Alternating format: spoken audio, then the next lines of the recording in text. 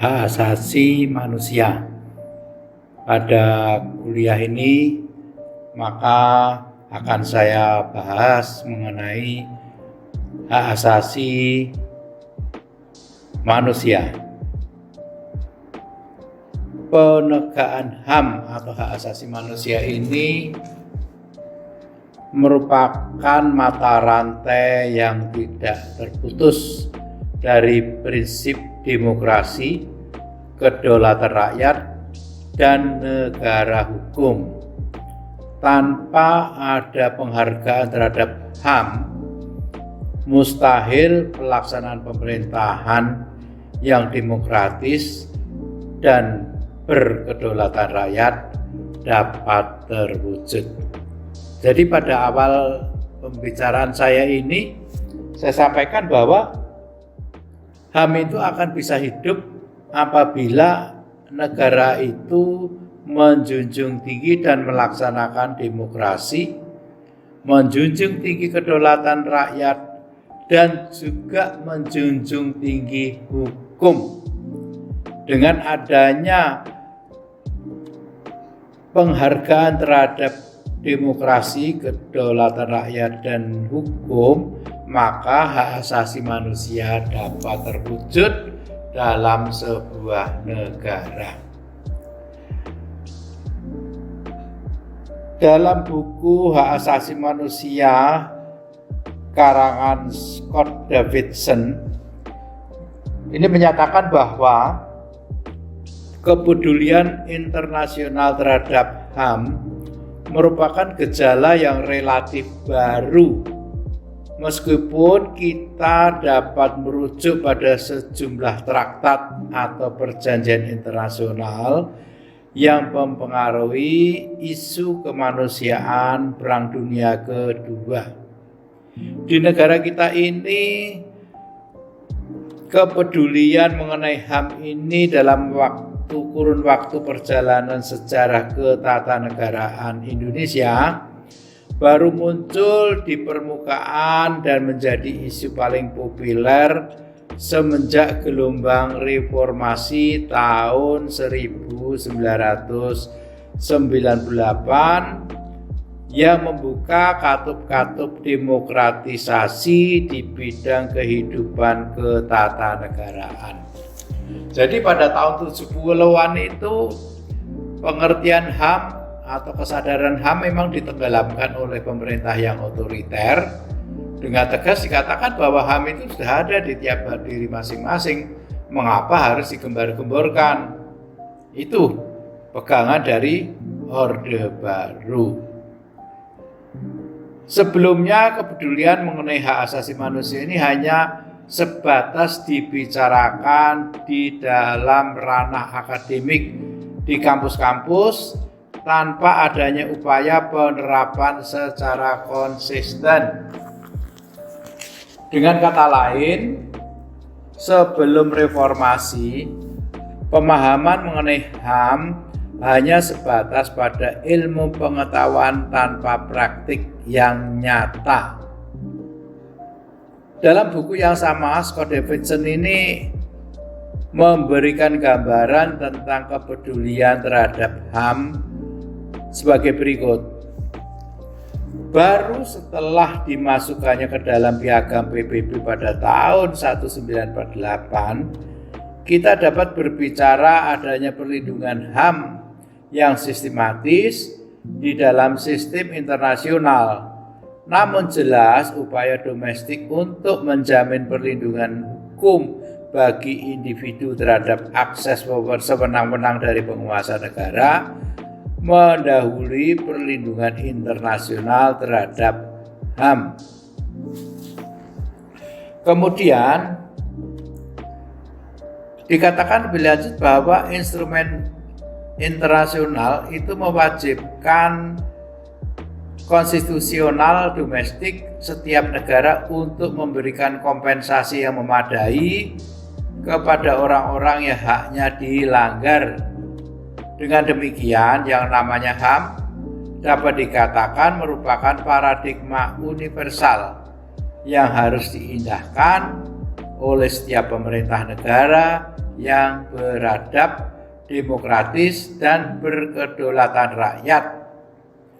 Oleh sebab itulah bagi setiap negara yang menganggap dirinya beradab harus mencantumkan jaminan perlindungan HAM di dalam undang-undang dasarnya. Dalam kitab Kejadian, setelah Tuhan menciptakan manusia laki-laki dan perempuan, maka Tuhan berfirman, "Beranaklah, cuculah dan bertambah banyak. Penuhilah bumi dan taklukkanlah, berkuasalah atas ikan-ikan di laut, burung-burung di udara, dan atas segala binatang yang merayap di bumi." Berdasarkan firman Tuhan tersebut, maka diambil pengertian bahwa sejak semula manusia telah diberi kebebasan ataupun hak yang paling mendasar oleh Tuhan untuk melakukan berbagai aktivitas kehidupan. Kebebasan ataupun hak ini bersifat pribadi maupun kebebasan ataupun hak yang timbul sebagai akibat adanya interaksi antara manusia dengan lingkungannya. Oleh sebab itu, tepat apabila dikatakan bahwa hak asasi manusia merupakan hak yang melekat dalam diri manusia sejak ia dilahirkan. Bahkan di dalam perkembangannya hak ini dianggap sudah ada sejak manusia masih berada dalam kandungan orang tuanya. Di dalam pasal 1 Deklarasi Universal Hak Asasi Manusia dikatakan bahwa semua manusia dilahirkan bebas dari segala tekanan dan sama dalam martabat dan hak. Maka dikaruniai akal dan budi nurani, harus bertindak terhadap sesama manusia dalam semangat persaudaraan. Berdasarkan ketentuan semacam ini, Adnan Buyung Nasution mengatakan sebagai berikut. Deklarasi HAM sedunia itu mengandung makna ganda, baik keluar antar negara bangsa maupun ke dalam intranegara bangsa, berlaku bagi semua bangsa dan pemerintahan di negaranya masing-masing. Makna keluar adalah berupa komitmen untuk saling menghormati dan menjunjung tinggi harkat dan martabat kemanusiaan antar negara bangsa agar terhindar dan tidak terjerumus lagi dalam malapetaka peperangan yang dapat menghancurkan nilai-nilai kemanusiaan. Sedangkan makna ke dalam mengandung pengertian bahwa deklarasi HAM sedunia itu harus senantiasa menjadi kriteria objektif oleh rakyat dari masing-masing negara dalam menilai setiap kebijakan yang dikeluarkan oleh pemerintahnya. Jadi di sini oleh Adnan Buyung Nasution ini, HAM itu memang memiliki makna ganda. Jadi ada dua makna, yakni makna yang keluar dan makna yang ke dalam.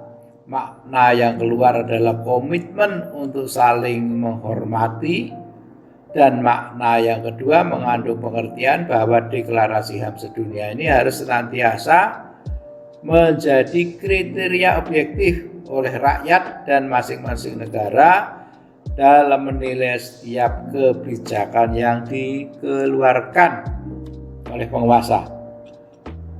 Pendapat tersebut menyiratkan pandangan bahwa perlindungan dan penghargaan HAM tidak semata-mata ditujukan kepada warga negara saja, melainkan harus dikembangkan dan ditujukan bagi setiap orang yang ada dalam suatu negara, entah itu warga negara ataupun warga negara asing. Dengan demikian, HAM ini menjadi penting artinya dalam kehidupan ketatanegaraan suatu negara karena merupakan sarana etis dan hukum untuk melindungi individu, kelompok, dan golongan lemah terhadap kekuatan-kekuatan raksasa dalam masyarakat modern. Atau dengan kata lain, hak asasi manusia ini menjadi penting bukan karena diatur atau diberikan oleh suatu negara, melainkan karena kesadaran manusia yang memiliki harkat dan martabat sebagai makhluk yang berbudi dan ciptaan Tuhan. Kemudian marilah kita membahas mengenai sejarah perkembangan hak asasi manusia. Dalam perkembangannya, pemikiran mengenai HAM mengalami pasang surut sejalan dengan sejarah peradaban umat manusia dalam kehidupan bermasyarakat, berbangsa, dan bernegara. Pasang surut HAM ini sebenarnya mulai muncul setelah manusia mampu memikirkan tentang dirinya sendiri dalam lingkungan alam semesta. Pemikiran mengenai hak asasi manusia ini mulai mencapai titik paling rendah setelah berkembangnya konsep kedaulatan Tuhan yang di dunia ini dilakukan oleh raja atau penguasa agama. Inilah adalah suatu tonggak puncak kegagalan dunia barat dalam menghargai harkat dan martabat manusia. Jadi di sini kedaulatan Tuhan itu gimana? Kedaulatan Tuhan ini yang dilaksanakan oleh raja atau kepala agama ini mengakibatkan raja atau kepala agama atau waktu itu di negeri barat disebut paus mempunyai kekuasaan yang maha dahsyat, sehingga hak-hak atau wewenang raja atau paus termasuk keturunan raja dapat terpenuhi secara optimal, tetapi bagi manusia kebanyakan atau rakyat jelata sama sekali tidak memiliki hak apapun. Raja ataupun paus mampu melakukan itu semua karena menganggap bahwa apa yang dilakukan itu semata-mata adalah perintah Tuhan, si empunya kedaulatan dan memperoleh kuasa dari Tuhan. Dalam konteks kondisi yang demikian itulah, maka hak asasi manusia dapat diibaratkan merupakan suatu impian dan barang komoditas yang sangat mahal harganya sekaligus langka keberadaannya. Sebelum abad 19 dapat dikatakan bahwa masalah HAM hanya menjadi bahan perdebatan di tingkat domestik. Artinya, masalah HAM ini belum dipersoalkan secara umum dan luas di tingkat pergaulan internasional. Pada saat itu, kesewenang-wenangan penguasa pada rakyat semata-mata hanya dipandang merupakan urusan kedaulatan masing-masing penguasa negara atau urusan domestik. Orang hanya mengenal masalah ini sebatas pada berbagai dokumen sejarah dari satu negara dan rumusannya masih sangat dipengaruhi oleh kondisi politik yang berkembang di negara yang bersangkutan. Oleh karena itulah, perkembangan pemikiran HAM dapat digambarkan sebagai berikut. Yang pertama, abad ke-17 dan 18. Pada abad ini pemikiran-pemikiran atau konsep yang bersinggungan dengan persoalan HAM diketemukan di dalam beberapa naskah atau dokumen seperti Magna Carta Piagam Agung tahun 1215 yaitu suatu dokumen yang mencatat hak yang diberikan oleh Raja John dari Inggris kepada beberapa bangsawan dan bawahannya atas tuntutan mereka. Dengan adanya piagam ini menimbulkan konsekuensi terhadap pembatasan kekuasaan Raja John, sedangkan hak yang diberikan kepada para bangsawan itu merupakan kompensasi dari jasa-jasa kaum bangsawan tersebut dalam mendukung Raja John di bidang keuangan. Lalu selanjutnya ada Bill of Rights atau Undang-Undang Hak pada tahun 1689, yaitu undang-undang yang diterima oleh Parlemen Inggris sesudah berhasil dalam tahun sebelumnya mengadakan perlawanan terhadap Raja James II dalam suatu revolusi gemilang. Dalam analisis Marxis, revolusi gemilang tahun 1688 dan Bill of Rights yang melembagakan kaum borjuis hanya menegaskan naiknya kelas bangsawan dan berdagang di atas monarki. Sementara itu rakyat kebanyakan dan kaum pekerja proletar tetap tertindas. Lalu yang ketiga, Declaration Destroyed the Law and Do Citizen, pernyataan hak-hak manusia dan warga negara 1789 atau Revolusi Prancis, yakni suatu naskah yang dicetuskan pada permulaan Revolusi Prancis sebagai perlawanan terhadap kesewenang-wenangan dan rezim lama. Lalu yang keempat adalah Bill of Rights, Undang-Undang Hak, yakni suatu naskah yang disusun oleh rakyat Amerika pada tahun 1789 sama dengan Deklarasi Prancis dan menjadi bagian dari Undang-Undang Dasar Amerika pada tahun 1791. Berdasarkan dokumen naskah-naskah tersebut, maka dapat ditarik pemahaman bahwa perkembangan HAM abad 17 dan 18 muncul sebagai akibat adanya kesewenang-wenangan penguasa. Pendek kata, naskah-naskah itu merupakan ekspresi perlawanan terhadap penguasa yang zalim. Lain daripada itu, hak-hak yang dirumuskan pada abad ini sangat dipengaruhi oleh gagasan hukum alam oleh John Locke tahun 1632, 1714 dan J.J.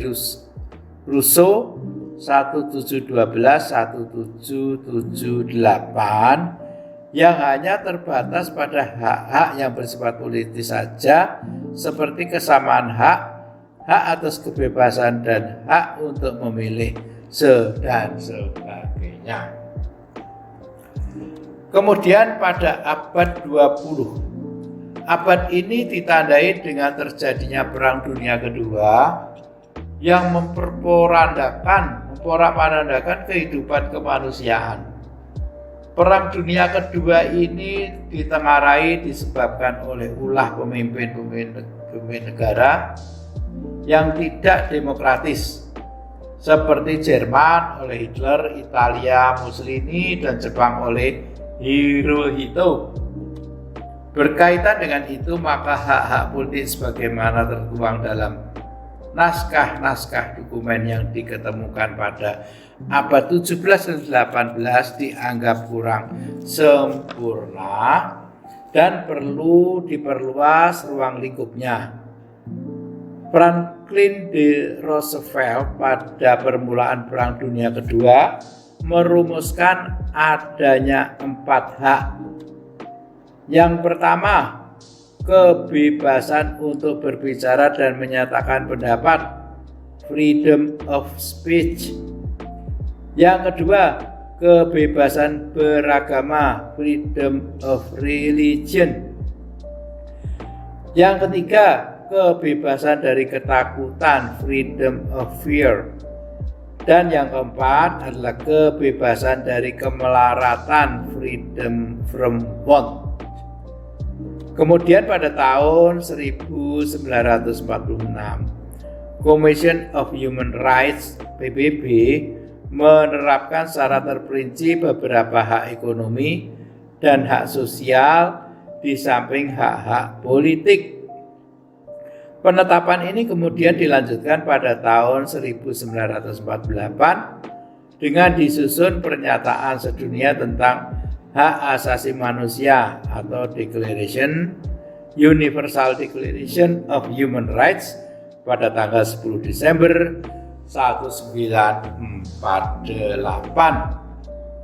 Dari gambaran sejarah perkembangan tersebut di atas, nampak bahwa pengertian HAM mengalami masa peralihan yang cukup signifikan, yakni dari semata-mata kepedulian akan perlindungan individu-individu dalam menghadapi absolutisme kekuasaan negara, beralih kepada penciptaan kondisi sosial ekonomi yang diperhitungkan akan membuka kemungkinan individu-individu mengembangkan potensi sampai maksimal.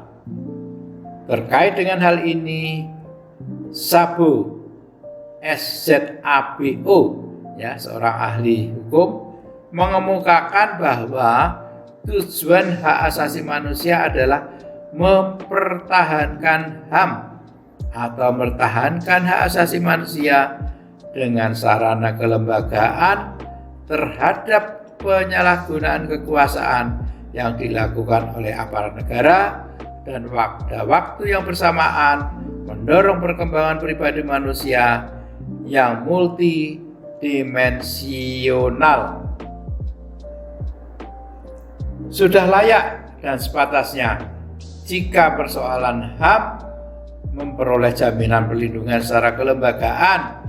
Persoalannya adalah bagaimanakah perlindungan tersebut dapat dilakukan atau diwujudkan ke dalam aturan hukum masing-masing negara. Terkait dengan hal ini, maka persoalan budaya suatu masyarakat dalam suatu negara menjadi penting untuk diperhatikan. Oleh sebab itu, di bawah ini akan disampaikan keterkaitan antara budaya dan penetapan HAM. Budaya ini merupakan suatu ungkapan yang bermakna ganda. Di satu sisi bisa diartikan sebagai perilaku manusia dalam menghadapi suatu fenomena kehidupan kemasyarakatan, sedangkan di sisi lain dapat diartikan sebagai hasil cipta, karsa, dan karya manusia guna mengekspresikan dirinya dalam ikatan kehidupan masyarakat, bangsa, maupun negara. Yang kedua, arti tersebut pada hakikatnya tetap bermuara pada keberadaan manusia itu sendiri sebagai makhluk individu maupun makhluk sosial. Dalam wacana kehidupan muncul stereotip yang mencoba melakukan dikotomi antara kebudayaan barat dan kebudayaan timur. Kebudayaan barat dianggap membawa sifat individualistis yang lebih mementingkan hak, sedangkan kebudayaan timur lebih komunalistik yang lebih mementingkan kewajiban dalam kehidupan bersama. Kebudayaan timur menganggap bahwa harkat dan martabat manusia akan semakin bernilai jikalau ada keselarasan, keharmonisan, keseimbangan antara kepentingan individu dan kelompok. Wacana kebudayaan semacam ini tentu akan berpengaruh terhadap implementasi HAM, secara kontekstual. Artinya, penerapan HAM memiliki korelasi dan kontekstualitas budaya dari suatu masyarakat negara. Wacana kontekstualitas kebudayaan dalam pelaksanaan HAM juga pernah dimunculkan oleh Supomo, tokoh bangsa kita, pada saat menyampaikan pidato pada tanggal 31 Maret 45 di hadapan sidang BPUPKI. Beliau mengemukakan bahwa dalam konsep negara yang integralistik, prinsip-prinsip mendasar hak asasi manusia tidak akan cocok untuk diterapkan karena mengambil nilai-nilai budaya Barat yang individualistik. Lebih lanjut dikemukakan oleh Supomo bahwa adanya jaminan hak asasi manusia justru mencerminkan sikap keraguan-raguan, sikap ketidakpercayaan dan curiga terhadap kekuasaan. Di dalam negara kekeluargaan yang integralistik, sikap curiga apalagi oposisi adalah tabu. Menurut Fran Magnisuseno, tuduhan bahwa hak asasi manusia itu adalah konsep individualistis didasarkan pada dua pertimbangan. Pertimbangan pertama apa? Pertimbangan pertama itu bahwa HAM memfokuskan perhatian orang pada hak-hak sendiri, sedangkan masyarakat hanya sekedar sarana kebutuhan individual saja. Yang kedua, paham HAM dilihat sebagai menempatkan individu, kelompok, dan golongan masyarakat berhadapan dengan negara dan bukan dalam kesatuannya dengan warga negara atau warga masyarakat, bukannya menyatu dengan negara, melainkan ditandai perlu dilindungi terhadapnya. Jadi yang kedua ini, paham HAM ini dilihat sebagai menempatkan individu dan kelompok dan golongan masyarakat berhadapan dengan negara dan bukan dalam kesatuan dengan warga negaranya tersebut, bukannya menyatu dengan negara, melainkan diandaikan perlu dilindungi terhadapnya. Pandangan semacam ini nampak sekali dalam konsep budaya Jawa yang sering dianggap sebagai cerminan budaya Timur. Dalam konsep budaya Jawa, keselarasan, keharmonisan, dan keseimbangan hidup antara individu dan masyarakat menjadi acuan utama dalam mengembangkan harkat dan martabat manusia. Individu dan kelompok, baik itu suatu komunitas kehidupan bersama maupun dalam kaitannya dengan negara sebagai organisasi kekuasaan, adalah merupakan kesatuan yang tidak terpisahkan antara penguasa atau negara dengan rakyat sebagai individu diletakkan dalam konsep manunggaling kawula lan Gusti. Artinya menyatunya rakyat dengan penguasa. Dengan adanya konsep budaya seperti itu, maka persoalan HAM berikut perlindungannya terhadapnya dianggap tidak relevan untuk diterapkan.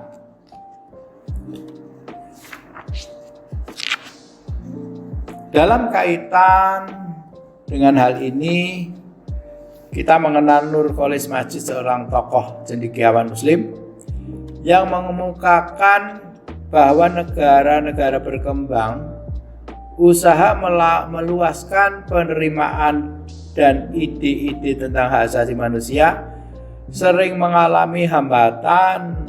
Salah satu hambatannya adalah datang dari argumentasi konsep HAM itu adalah buatan Barat dengan konotasi sebagai sumber kejahatan kolonialisme dan imperialisme.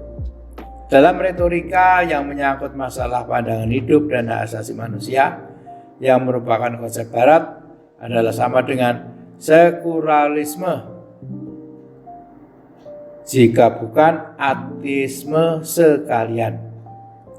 Lebih lanjut, Nurcholish Madjid mengemukakan beberapa contoh, misalnya argumentasi yang dikemukakan oleh Lee Kuan Yew dari Singapura yang kemana-mana mengkhotbahkan bahwa demokrasi dan ide hak asasi manusia adalah tidak urgen untuk bangsa Asia. Jika bukan malah tidak diperlukan. Demikian juga Mahathir dari Malaysia dan tokoh-tokoh dari Cina yang sering terdengar mengajukan argumentasi yang sama.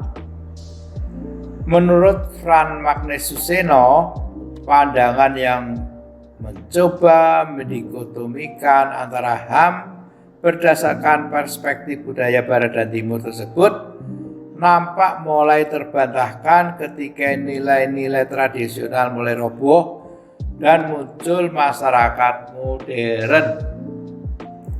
Pendek kata, menurut Frank Magnus Suseno, hak-hak manusia Barat dapat disadari sesudah struktur-struktur sosial tradisional dan kelompok-kelompok masyarakat tidak lagi berdaya serta memberikan tempat terjamin kepada masing-masing kelompok dan golongan telah ambruk.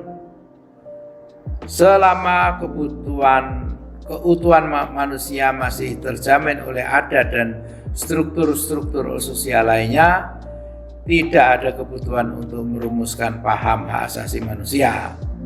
Tetapi dalam situasi perubahan sosial di mana individu yang ditangkap oleh aparat keamanan, kelompok-kelompok tani yang tanahnya digusur untuk kepentingan investor, golongan misalnya agama minoritas yang tertindas oleh kelompok mayoritas, ataupun suku-suku minoritas yang tertindas oleh kelompok suku mayoritas, terancam oleh kekuasaan negara maupun kekuatan-kekuatan sosial lainnya, hak asasi manusia semakin menjadi sarana untuk menjamin individu kelompok golongan suku itu.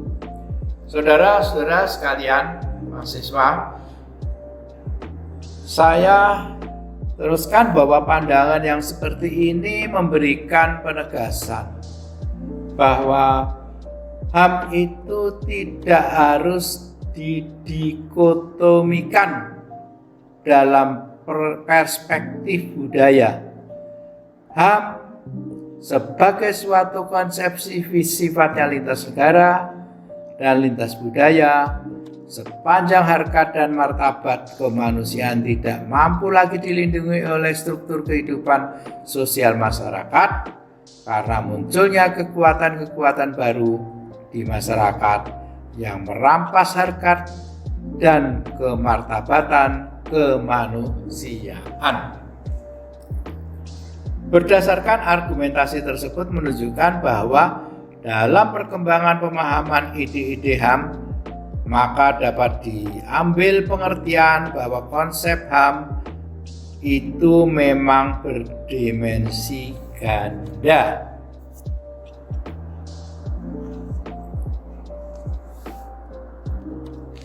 Jadi HAM itu ada yang berpendapat bahwa berdimensi ganda, bahwa dalam perkembangannya pemahaman mengenai ide-ide HAM itu dapat diambil pengertian bahwa konsep HAM ini memang berdimensi ganda. Lalu di mana gandanya tersebut? Yang ke-1, dimensi universalitas. Maksudnya bahwa substansi HAM itu pada hakikatnya bersifat umum dan tidak terikat oleh waktu maupun tempat. Substansi HAM akan selalu dibutuhkan oleh siapa saja dalam aspek kebudayaan dimanapun itu berada, entah itu di dalam kebudayaan barat maupun timur.